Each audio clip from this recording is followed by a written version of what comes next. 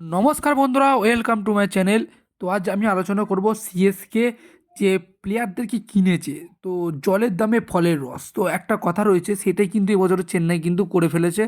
কারণ রাচিন রবীন্দ্রকে 1.8 কোটি টাকায় নিয়ে, অর্থাৎ 1,08,00,000 টাকায় মাত্র রাচিন রবীন্দ্রকে পেয়ে গেছে একটা বিশ্ব অলরাউন্ডার, এবং বিশ্বকাপে কি করতে পারে সেটাও দেখেছি।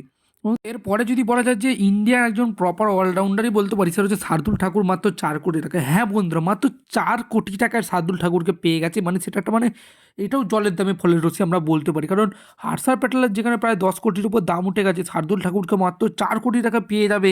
সত্যি, তবে শার্দুল ঠাকুর অর্থাৎ কেকেআর থেকে সেরকম কিন্তু সুবিধা করতে পারিনি, তাকে তেমনভাবে ব্যবহার করতে পারিনি।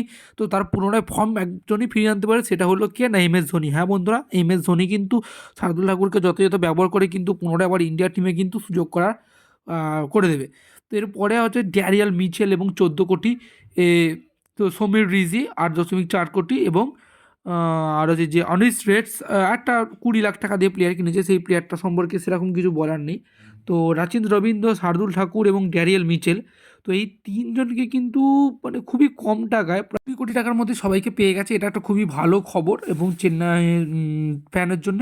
তো তুমি যদি চেন্নাই ফ্যান হয়ে থাকো, ভিডিওটিকে করে দাও লাইক, এবং চ্যানেল নতুন হলে কিন্তু সাবস্ক্রাইব করতে একদমই হলো না। দেখা হচ্ছে অন্য কোনো পরবর্তী ভিডিওতে। তোমরা আর কোন কোন দলের আপডেট চাও তোমরা কিন্তু কমেন্টে জানাতে একদমই হলো না। KKR, CSK, মুম্বাই থেকে শুরু করে পাঞ্জাব, সব সব দলেরই খবর দিতে আমি প্রস্তুত আছি। তোমাদের কি মতামত তোমরা কিন্তু কমেন্টে জানাতে একদমই হলো না।